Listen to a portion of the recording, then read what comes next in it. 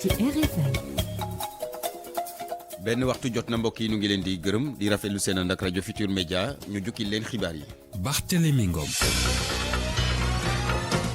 li ci gën a fës mbirum ñeenti nit yi ñu tegoon loxo gannaaw ab plainte bu Dakar Actu njort mën naa rafet ci ñoom jëm ci ne léegi tey ñu am ab péex Dakar Actu daal dina retiré plainte am gannaaw ab lettre boo nga xamante ni kii di Marcel Diagne di ki moom Summer Holding moom moo ko bind di jéggalu Dakar Actu nag nangu njéggal gi daal di génne plainte am la des ma nga ca loxoy procureur de la République. wàqi gi ñuy wàqi brèche bu Ndar société chinoise ba yore woon liggéey ba xam ngeen ko dafa buub ay bagaasam dem yoonam ndax ne koppar yaa ñu ko jox doyul. muy nag lu metti lool sax ñi nga xamante ne ñoom ñooy yëngu ci géej gi loolaa tax ñuy sàkku ñu xoolaat anam yi ñuy xaatimee contrat yi wala boog sax anam yi ñuy joxe marché yi fii ci Sénégal coow a ngay tàmbalee jib ca commission bi saytu weer wi ka fay wutu nag Iyane Thiam moo tax coow la jib fekk li des ci koor gi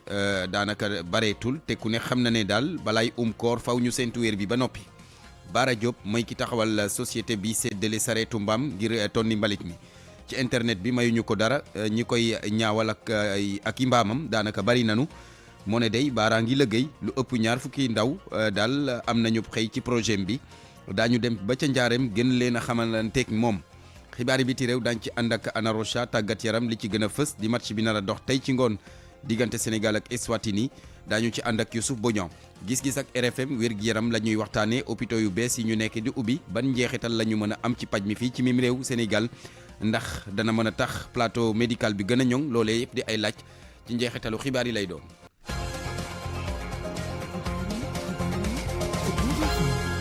Barthélémy Ngom. Aliou Ba moo fare ci machine yi mbokk yi nuyu nañ leen rafetlu seen ànd ak rajo Futur Média ñu tàmbalee xibaar yeeg mbirum Dakar Actu ak société bii di Summer Holding Dakar Actu dafa déposé woon ab plainte gannaaw ay wax yu ñaaw yoo nga xamante ni daal ñu ngi ko doon teg seen i ndodd gannaaw ab article boo xamante ni siiwal nañu ko fukki fan ak juróom ci weeru mars.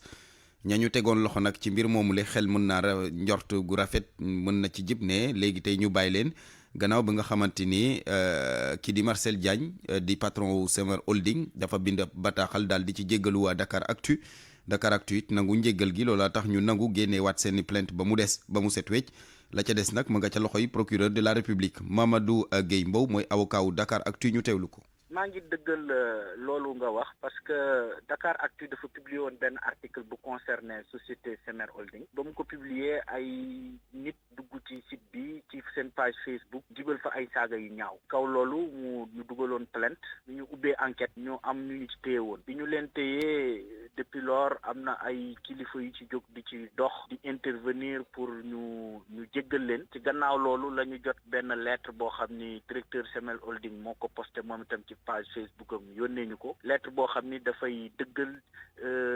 jéggalu bi nga xamante ni si ñu téye ñu ngi koy jéggalu ak moom ci jëmmi boppam ñooñu ñu téye ci seen bopp itam gannaaw loolu jaar nañ ci seen i avocat ñoom itam ñu réitéré jéggalu googu nga xamante ni si ñu ngi ko doon sàkk ci kaw loolu ñu jàpp ni comme jàmm moo gën lépp tooñ nañ ñu jéggalu nañ ñu jéggal leen te ba pare ñu fas yéene retiré plainte. donc dénouement heureux la mais à peu près ñaata nit la ñu tegoon loxo gannaaw plainte bi. waaw mënuma leen ko wax ci anam bu wér ndax plainte bi ñu déposé woon moom ñu ngi ci visé woon lu ëpp fukki nit yoo xam ne duggoon nañ jibal saaga yi ma la wax. mais enquête bi daal bañ ko ubbee jàpp naa ni ñañ ci jàpp ñañ ci téye ñeent ba juróomi nit daal lañ ci jot a gis ba téye leen.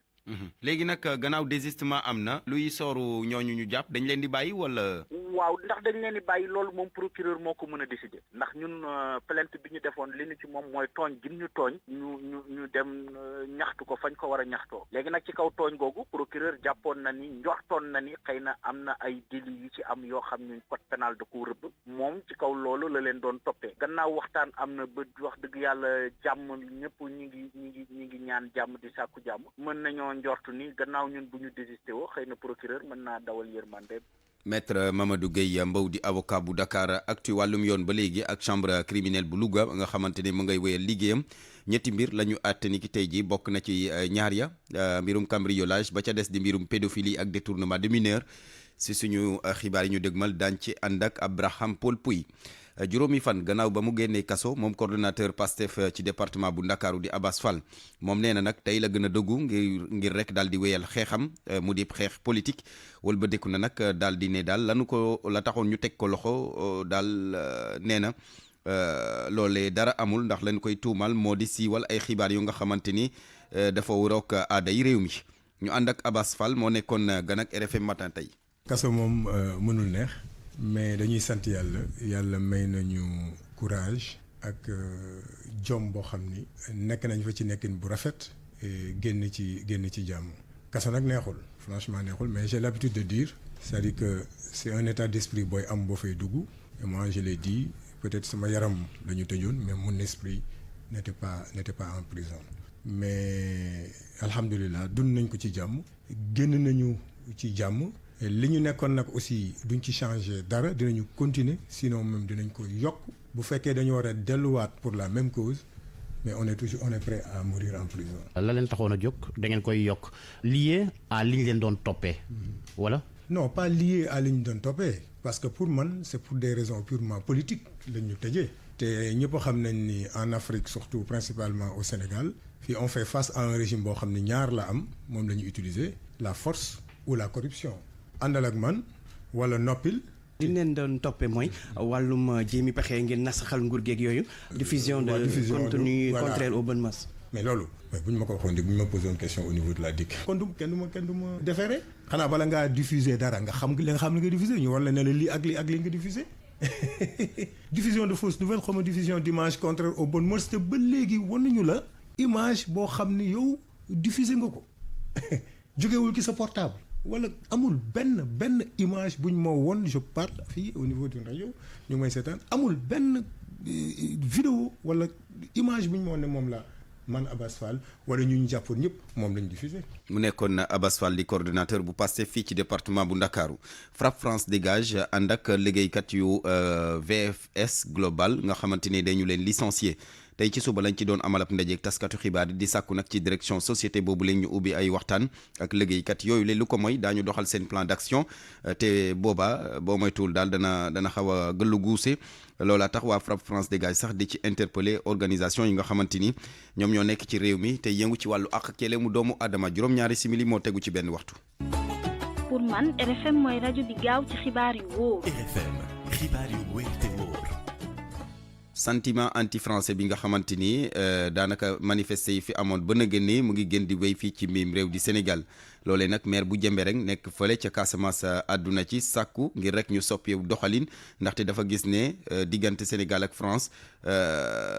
lu ñagas xaju fi ndaxte France bari na ci li muy dimbali Sénégal moom sax sa maireem boobu daanaka li ëpp ci ay revenu yoo nga xamante ni mu ngi koy am mu ngi koy jëlee ci coopération bi diggante commune am ak réewum France loolaa tax muy sàkku ci ñëpp ngir ñu xool nan la ñuy def daal ba diggante gi bañ a ñagas mu ngi ko xamle nag gannaaw ab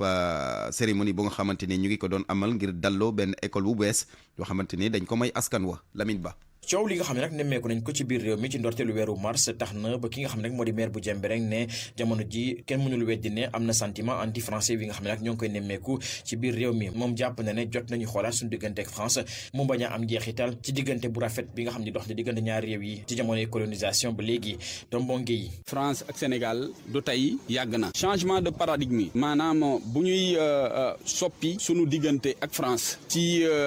wàllu xaritoo bi nga xamante ni moom moo yàggoon nekk ci ñun yi mel nii dafa bokk ca la nga xamante ni moom moo ñuy jox yaakaar parce que tout simplement projet bi 50 millions la ab français moo ko fi indi pour jàppale commune bi ci tàggat ndaw yi nga xamante ni ñoom ñoo am ñetti at ba ci ñeent at. maire bu Jembereng ne boo gisee mu amee tiitange ci sentiment anti français boobee nga xam ne nag ñoo ngi koy nemmeeku bés bu ne ci mim réew moo ngi tukkee ci li nga xam ne commune bi lii nga xam ne moo ngi koy am ci wàllu recette daanaka moo ngi koy jëlee ci jëflante bi nga xam ne nag moo ngi am diggante Sénégal ak France. munoo tey dindi France ci intérêt ci activité économique de la commune de Jembereng par exemple benn exemple rek laay jël donc dañu am benn économie boo xamante ni bi mënuñu koo méngale wala boog ñu buñ ci dindee les français rek dana am lu bëri loo xamante dafa manqué. yooyu kaddu nag moo ngi koy yëkkati ci cérémonie bi nga xam nag ñoo ngi ci doon daloo ab école préscolaire nga xam ne ab français moo ko tabax liñ ci jub nag mooy fexe ba jàppale xale yi nga xam ne amuñu chance dem ci école yi seer yi ñu mën faa jàngee Moustapha Diallo entrepreneur la moo ngi bokk ci ñi taxawal projet bi. xale yoo xam ne amuñu chance seen parents yi amuñu chance yóbbu leen école yeneen école yoo xam ne comme école sœurs yi pour ñu fay donc ñu ñoo jàng fii gratuitement man nag moom comme ñun ay partenaires leen dinañ ci waxtaan si biir affaire boobu. maire bu Diembéring ne léegi fas naa yéene jublu ci fexe ba li nga xam nag moo di établissement préscolaire boobee nguur gi dugal ko ci école publique yi nga xam ne moom la moom ngir gestion bi mën a yomb Lamine Ba Ziguinchor Radio Futurs Médias. Lamine Ba coowa ngay tàmbalee jib ca commission bi séntu weer wi ka fay wuutu Iyane Thiam nag moo tax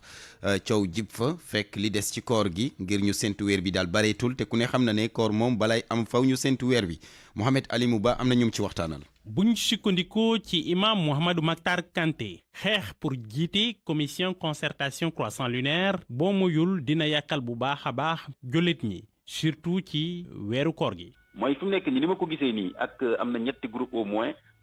te waxaguma sax beneen commission internationale bi nga xam ne ñoom dañuy wax ne sax fu ñu ko gisee ñoom dañ koy topp kon loolu gën ko compliquer encore. ñett wala ñeent kilifa diina bëgg nañ jiite kon commission bi imam Dame Ndiaye jàpp ni loolu yenul maanaa te état bi war nañ ci jóg nu mu gën a gaawee imam Dame Ndiaye mooy président ligue des imams et prédicateurs musulmans. mbir yu mel noonu mënuñ koo bàyyee ak individu parce que problème bi yëpp mooy manque d'autorité moo am ci Sénégal léegi malheureusement mooy diine ji moo amul autorité su ma nee amul autorité waxuma ne ay kilifa diine amuñ fi ankay ay kilifa diine fi mais kilifa diine bu ne këram la nekk kilifa mais l'islam bi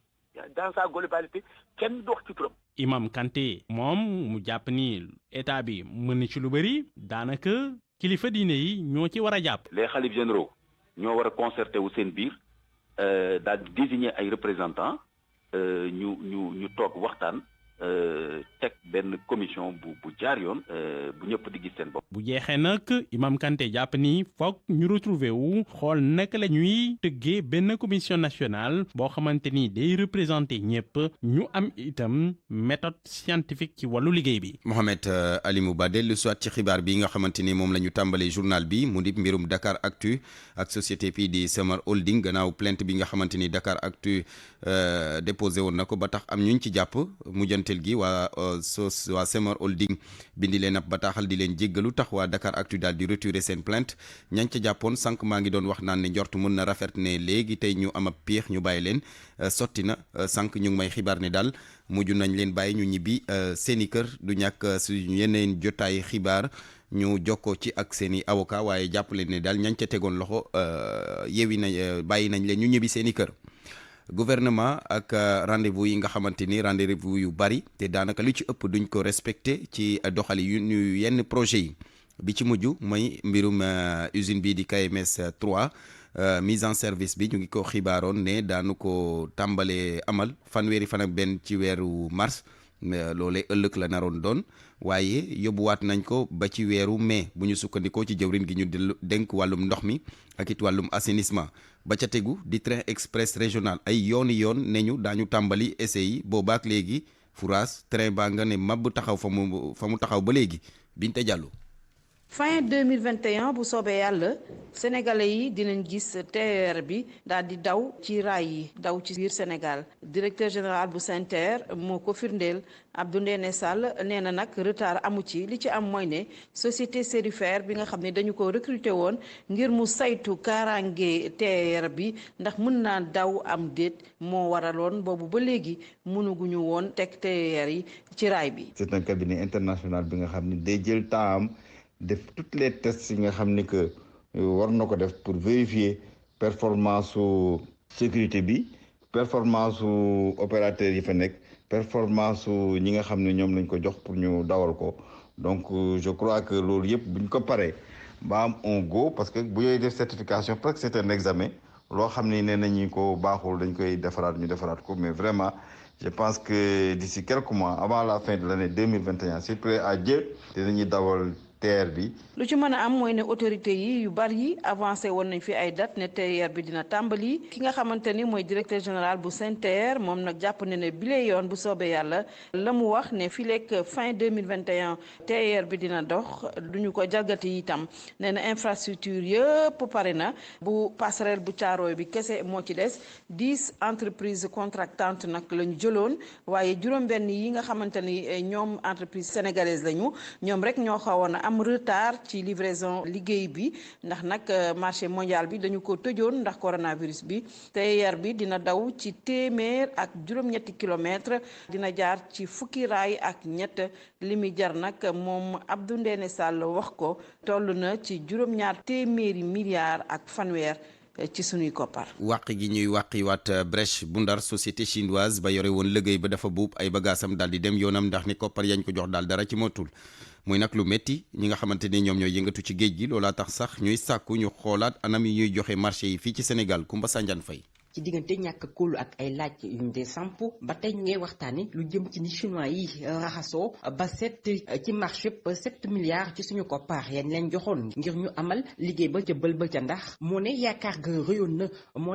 ga rëyoon na lu jege juróomi téeméeri nappkat seen bakkan des ci Moustapha Diam li mu gis di boo bépp l'entreprise amuñu jumtukaay lu tolloo ko dayopp defar boobu lépp bël moom moo jiite syndicat national autonome nappkat yi ne fii ci Sénégal. réyoon si ñëw nañ fi yàgguñu fi dara ndax matériel bi ñu waxoon ni ñoom am nañ ko matériel bi ñu waxoon ni moom la ñuy indi dañ ko indiwul moo tax ba ñu ñëwee di def ay sondage seen bateau bi ñu indi woon am fi ay jafe-jafe am fi ay yàqu-yàqu noonu la ñu jotee xabaar bi ni entreprise chinois yi dellu nañu Dakar xam naa ne nag matériel ba ñu waxoon dañ ko amul wala dañuy ñemewul bël bi ndax chinois yi dellu si wuñu ci kàddub Baye Diallo moom mi jiite beneen syndicat di bopp nappkat yi nekk ca Saint-Louis ci tënkub ci CNTS lim gi ñuy joxe ne moo ci faatu sax jël na ko te dafa mel ni kilifay réew mi mbir mi yittelu leen bala ca wax tigi te leen tëj. léegi nag canal de délestage boobu la ñuy laajte lan moo waral canal bi. Les portées non disparues sont plus nombreux même que ceux qui sont morts et identifiés. état bi jëlul affaire bi au sérieux gis nga drague yooyu ñu indiloon c'était bien avant da nga maam la première guerre mondiale bi ñu ko indee ñun dañu rus dañu tiit dafa yu ruslu dafa ñaaw comme ni ñu état bi taxawoo nii. Moustapha Dieng di ko feelooti xamle ne bu weesoo njuumte gi ñu def ci tànnee fupp l'entreprise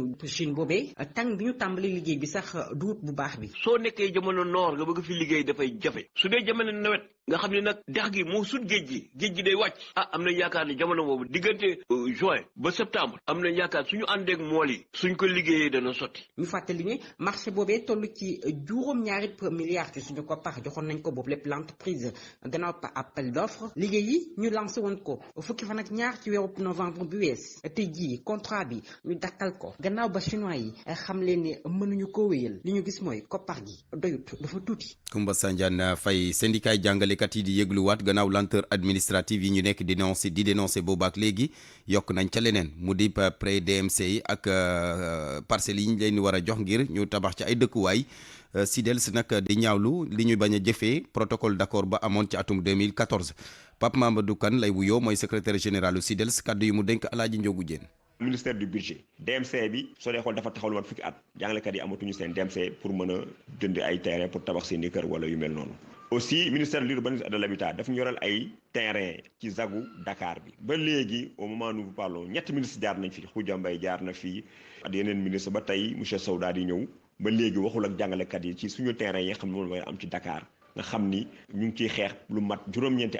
at Ziguinchor at Kaolack at Thiès at Tivaouane et j'en passe. site yooyu yëpp jotuñu benn parcelle parce que fu ñu mës a dem yóbbu ñu visite de site après bu ñu ñëwaatee ñun site dafa am litige maanaam gouvernement bi moomu ko. léegi nag ñu ngi wax ministère bi nga xam ne moom yor urbain habitat lu mu gën a gaaw na woo le G10 mu daal di trouver les sites n'est-ce pas yoo xam ne amul benn litige fii ci Dakaaru Ziguinchor et partout ailleurs ñu jox ñu ko ni Mariama Sarr joxe suñuy acte ñu jot noonu tamit suñuy ZAC viabiliser ko mën ci dëkk mu nekk ay dëkkuwaay ñu am suñu dëkkuwaay yu baax parce que jàngalekat war a nga ne naam ne fa soo amul dëkkuwaay bu baax doo mën a jàngale parce que sa xel du dal te location bi cher na war nañu jël location am suñu këru bopp te terrain yooyu ñu ko signé depuis Ablaye Wade bi fi nekkee président ñu may Macky Sall mu falu ba mu faloo ba léegi terrain yooyu waxuñu ci te au même moment ay autorités ñu ngi leen jox ay terrain ci ay fii ci biir Ndakaaru terrain yu cher au détriment des enseignants mel ni jàngalekat du nit te ñun ay nit lañu kenn gënuñu ku ñu gënuñu la parce que ñooy former nit ñi ñooy tax nit ñi nekk nit c'est important. Pape Mamadou Kane di secrétaire général bu SYDELS di syndicat bu jaboote ab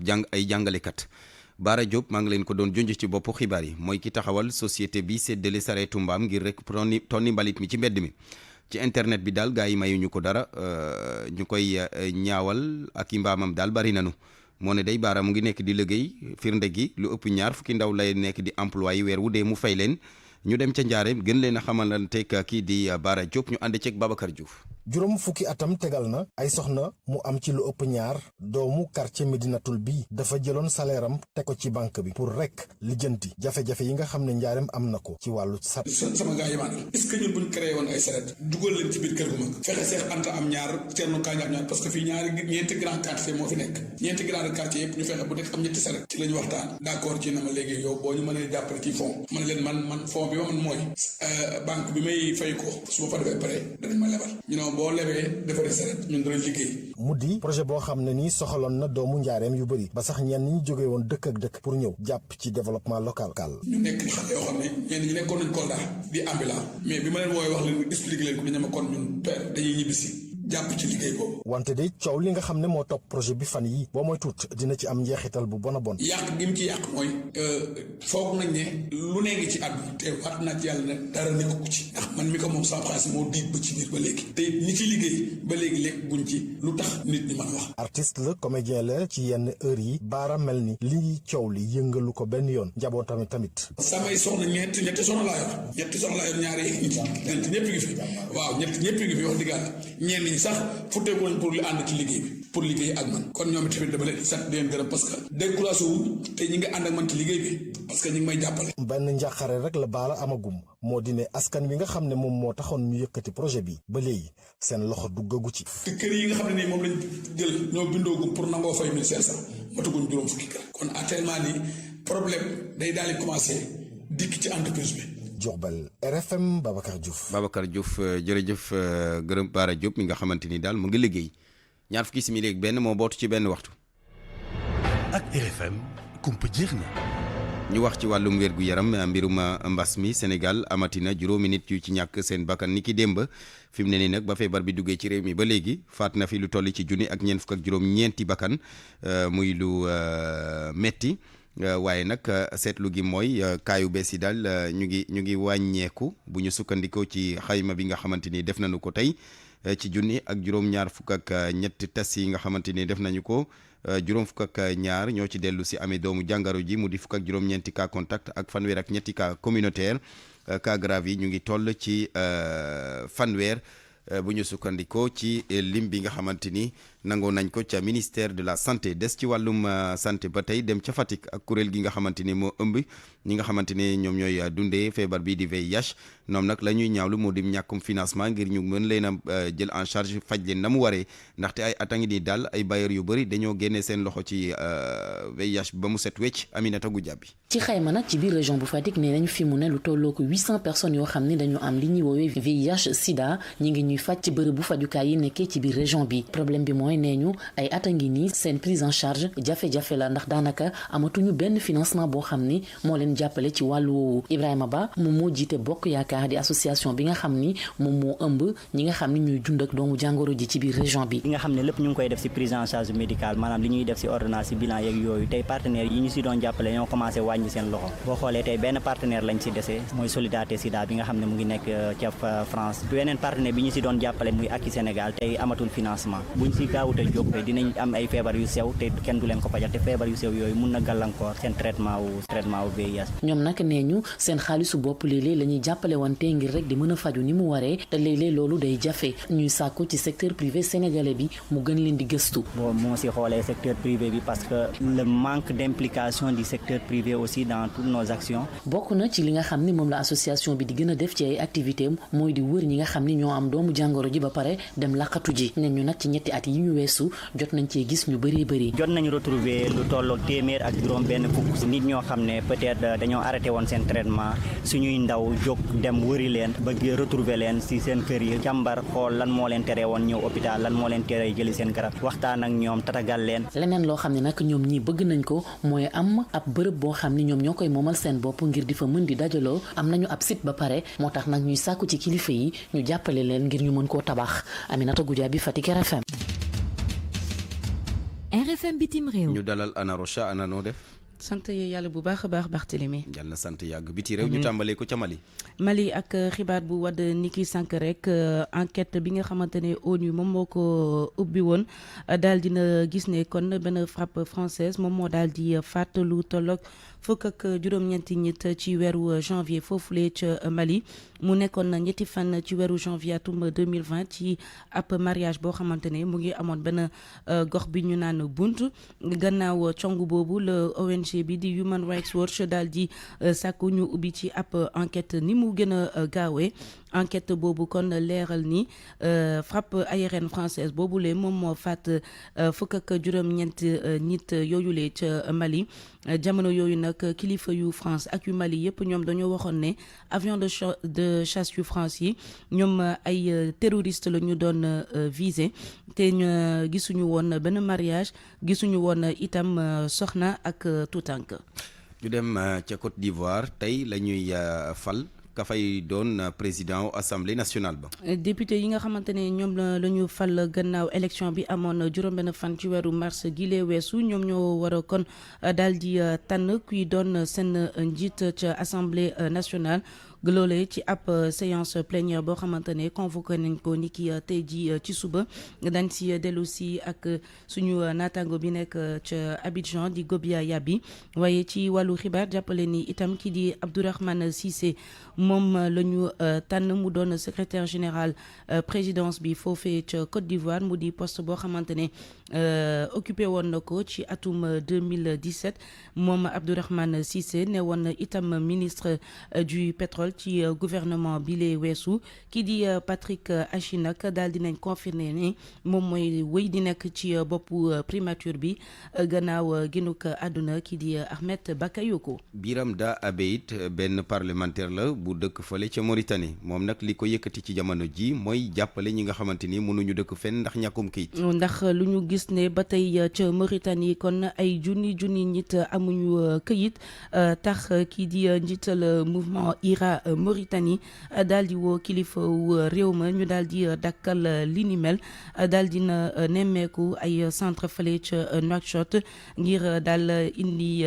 ndimbalam ci ñi nga xamante ne amuñu këyit yi foofee Salimata Aw. askanu Mauritanie bi li ci ëpp ci ñoom amuñu kayitu juddu mu nekk situation boo xamante ni mu nga yàgg ba tax na parlementaire bi ak kii xeex ak yelleef doomu aadama di président mouvement abolitionniste bi Biram Da Abeid di ko ñaawlu démb ci altine gi moom nag nee na autorité yi dañu war a taxaw temm dakkal lu ni mel ndax Mauritanien yooyu seen biir dëkk la ñu nekk te bi mu demee ci centre bi nga xamante ni fa la ñuy defee lu ni mel loolee nag mi ngi ko wax bi mu demee ci centre enrôlement bi maanaam fa nga xamante ni fa la ñuy defee ñi amul këyit bu ñu sukkandikoo ci correspondant RFI bi ni centre d'enrôlement boobee sax muy wax bu Tayaret te mu nekk ca bët gànnaaru Nouakchott dafa rek xatoon ndax nit yi dañoo ñëwoon ak doole ngir defarlu ay këyit ndaxte loolee buñ ko amul duñu mën a tukki duñu mën a am liggéey wante itam seen ay doom duñu mën a dem ci l'école ba Biram Da Abe di ci yokk ni ay ñi nga xamante ni dañoo am tawat maanaam ay malade dañuy ñëw ci hôpitaux yu Mauritanie wante lii di faj bi nga xamante ni doo fay dara duñ ci mën a am ndaxte amuñu benn këyit buy wane ni ci foofee la ñu bokk te ñu si bëri itam mënuñoo dem tukki dem ci yeneen dëkk liggéey fa ngir indi dara foofee ca Mauritanie. bu ñu sukkandikoo nag ci waa agence nationale bi nga xamante ni ñoom ñooy def lu ni mel ñu ni recensement bi moom ña nga fa te ñu ngi koy def te bépp Mauritanien bu ñëw ànd ak ñi nga war a àndal ñu defaral la moomee nag moom moomee di ci yokk ni lu ëpp téeméer ak juróom-ñaar fukk ak juróomi junni mag ñoom ba léegi ñu ngi leen di dalal foofee di leen defaral ay kayit boo ko xayma ci atum 2019 jàpp 2020. Salimata Aw Anarocha ñu jeexale ca Tchad foofu nag élection présidentielle ba daanaka ñaari semaine rek a ca des waaye ku jee politique ba tey daal ñu ngi yaakaar ne daañu mën a convaincre président ba di Idriss Déby mu bañ a bokk ca jongante boobu. ndaxte bokk ca moom bii mooy doon juróom benneeli mandat am. muy 6e mandat boobu la bëgg xëcc jamono yi Barthélémy Ngom opposition bi daal dina ko proposer benn plan de sortie de crise waaye ci gis-gisu ay observateurs yu bëri Idriss Déby itno kon ni ko neexee rek la lay demee maanaam du fale li nga xamante ne moom la di ci kàngam ci wàllu opposition bi ca Tchad daal di ko proposer ci élection présidentielle bi nga xamante ne war nañ ko amal fukki fan ak benn ci weeru avril gi ñu dëgmal ci premier tour bi kon ci fukk ak juróom benn nit ñi nga xamante ne ñoom ñoo déposé woon seen candidature juróom benn candidat donc ci juróom benn candidat rek ñoom ñooy bokk kon ci élection présidentielle bi foofule fàttali ne rek Idriss Déby moom fanweeri at ngi nii mu nekk ci bopp réewu Tchad. juróom benn mandat nag doy na ah. waaw jërëjëf Anna Rocha. RFM Sport.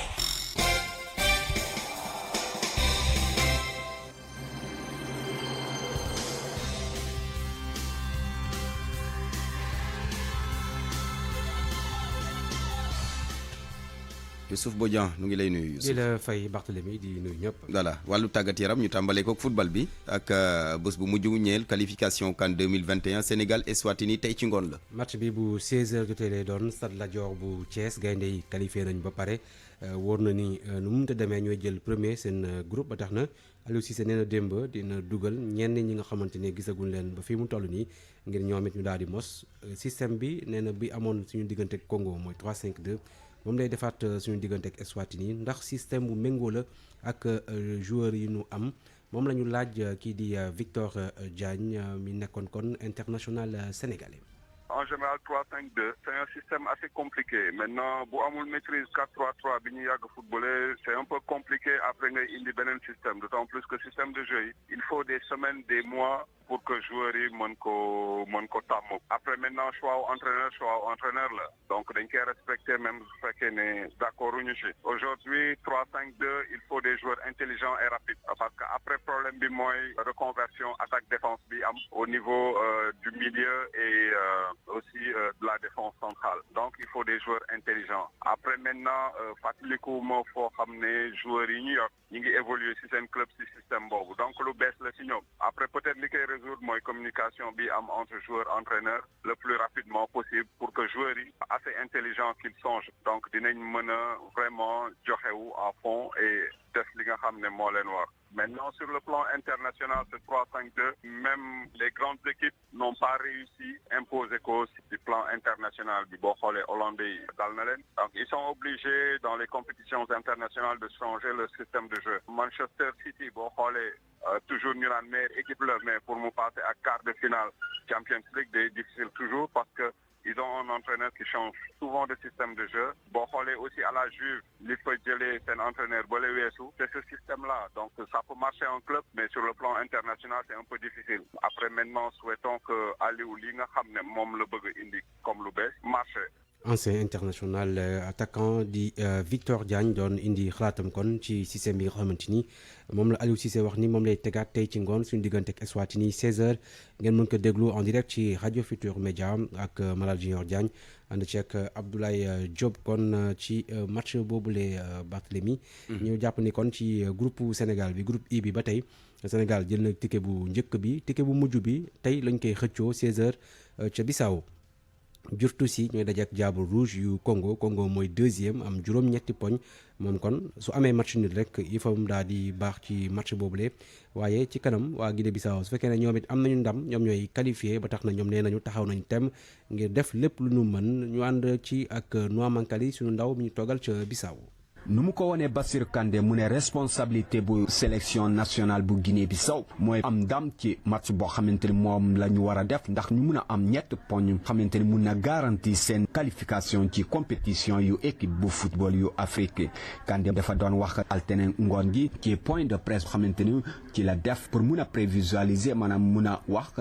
ci prévision bu joxante bu war a am diggante Congo ak Guinée-Bissau bu ñu ko laajtee ci possibilité ne équipe nationale congolaise dafa ñëw pour ut match nul ndax bu amee match nul rek day qualifié. Kandé moom dafa garanti ni objectif bu jurti si mooy ñu def lépp pour mun a marqué même benn but pour ñu mun a contenter bépp doom Guinée-Bissau. Match boo xamante ni moo war a am diggante ñaar équipe xamante ni ñu ngi bokk ci groupe I boobu dañ ko war a jouer ci stade 24 septembre fii ci Bissau talaata bi. Su fekkente ni équipe nationale bu Guinée-Bissau am na ndam loolu dafay tax bi mun a nekk ñetteel yoon ñuy toppandoo seen qualification ci CAN ndax équipe nationale bu Guinée-Bissau jurti si ñooñu dañoo participer woon ci ñaar tournoi yu mujj yi maanaam Gabon ak Égypte. Ku fekk conférence de presse bi mooy adjoint bu capitaine équipe nationale bu Guinée-Bissau milieu défensif tudd Pelé dafa ne groupe mu fu mu toll ni ñoon lu ñu bëgg mooy ñu am ndam loolu dañ ko war a def ndax ñu mun a contenter bépp doom Guinée-Bissau pour que équipe bi mun a dem ci phase finale bu Coupe d'Afrique des Nations. ñuy fàttaliku ne ci ñetti ndaje yu mujj diggante ñaar équipe yi Congo Brazzaville dafay jëm ndam mi ci kanam jurti si. Nouakchott Bissau RFM. Youssouf Bodian am na yeneen ñeenti ticket yoo nga xamante ni daal tey la ñu leen di xam tey la ñuy xam ña koy jël. xëccoo bi door na ci groupe E bi 34 minutes la ñu joué diggante République centrafricaine ak Mauritanie 0-0 la su fekkee ne kon def nañu match nul Mauritanie kon mooy daal di qualifié pour dem ci CAN bi muy ñaareelu yoon waaye match bi jeexagul. waa Côte d'Ivoire ñoom jamono yi ci groupe boobu ba tey ñoo beneen groupe bi moo daan mené ñi di Éthiopie ñaari bal ci dara kii di Boli ak Essier ñoo dugal biu ivoirien yi ñu ngi ci 33e minute de jeu. ci groupe boobu la ba tey Madagascar moom it faaw mu gagné Niger ngir mu mën a jàll ci kanam Éthiopie ngir mën a qualifier match bi mu ngi daw 0 but partout la kon fu mu toll nii kon ci yëf yi jeexee dinañu am yan mooy kon juróomi équipe yi des ngir compléter tableau bi mu am 24 équipes yuy qualifié ci compétition bi ñi di waa Bénin ñoom suba la ñuy joué Bénin nag moom ci groupe L bi faaw mu def kon match nul digganteem ak ñi di Sierra Leone soo amee match nul rek day dem daal di qualifié waaye Sierra Leone moom it am na possibilité qualifié moo tax it seen njiitu réew ngir gën a ñaax joueurs yi fukki million ci franc CFA lay jox joueur bu nekk ak staff bi su fekkee ne équipe bi qualifié na ci Coupe d'Afrique des Nations. Coupe d'Afrique boobule Barthélémy jàppale ni ñi di Algérie ñoom ñoo yor raaya bi ñoom qualifié nañu ba pare démb dañoo daan juróomi bal ci dara waa Botswana muy ñaar fukkeel ak ñeenteelu match bu tegaloo bu waa Algérie amuñu ci défaite 24e match d'affilée ñoom champion d'Afrique yi bii kon di record boo xamante ni ñi di waa Égypte ñoo ko yoroon léegi ñoom egg nañu ci niveau Égypte kon ñu tolloo 24 matchs d'invincibilité d'affilée. 24 matchs sans défaite moom lu am solo. effectivement Sénégal war na ko mën a def nag Youssouf. waaw pourquoi pas. waaw am nañu potentiel bi ñu jeexalee ca Europe Youssouf ak ba tey. tàmbali gi ñeel ñetteelu journée qualification. Coupe du monde Qatar 2022. bokk na ci match yi am tey Portugal ginnaaw match nul bi ñu defoon te Cristiano Ronaldo merci mooy fekk ñi di waa Luxembourg 18h45 Belgique Biélorussie Pays-Bas dina dem ca Gibraltar bokk na tamit ci match yi vice champion du monde bi di Croatie di dalal Malte match boobule 18h45 lay doon kon ñu jox gars yi rendez-vous. waaw 16h kon pour direct bi diggante Sénégal ak Eswatini. Malal moom ma nga Cees ba noonu. waaw ñoom yàgg nañu ko. jërëjëf Youssouf Bodian. Comptoir commercial de plomberie du Sénégal CCPS seen gamme Opalia savon de Marseille créole ak Kabirex ñoo leen di may li ci yéenekaay yi. ñu ànd ak Mamadou Mouhamed Ndiaye. jërë ngeen jëf coronavirus bàjjo bi ñi mu rey ñuy dox ñu ëpp fuuf ñi mu rey ba ñu suuli leen l'observateur xëy sulli wax ji di ci waxtaan ak boroomi kër yu sonn lool ci mbas mi yéenekaay bi nañu ab enquête boo xam ne def nañu ko ci diggante weeru mars 2020 ak weeru février 2021 enquête ba wax na ne lu toll ci junniy liggéeykat ak ñaari téeméer ak fanweer ak juróom-benn dàq nañu leen fañ doon liggéeye ndax ña leen doon liggéey loo ñoo amee jafe-jafe ko mu di motif économique am na lu toll ci 16527 travailleurs yu ñu yóbbu chômage technique ñiy liggéey ci l'hôtel yi nag ñoo ca gën a dee ne lu mat junni ci ñoom ak téeméer ak fanweer ak juróom-ñaar dàq nañu leen ci lu tegewul ci yoon fayu ñu leen sax seeni droit liggéeykat yi mbas mi tax ñu ñàkk seenub liggéey am na ñenn ci ñoom ñu xëy di nittali ci l'observateur coon ak tonkook tumuranke gi ñuy dund am ci kenn ci ñoom ku ñu naan Massaer Gomes dëkk ca Cap Skirring am lu toll ci fanweeri at ak ñeent nee na jafe-jafe jamono tax na mook famille yépp nijaaye moo leen hébergé keneen di Ceerno Njaay ne moom yàllaa ci jàpp ne dafa naroon a dof Medoune Si di benn waay bu ne moom ci hôtel Teeru bi la doon liggéey def na fa ñeenti at bi ñu ko dàqee ci mbalit mi la mujj di liggéey doon ab technicien de surface moom waa ji mi nga xam ne ci biir yéenekaay bi ne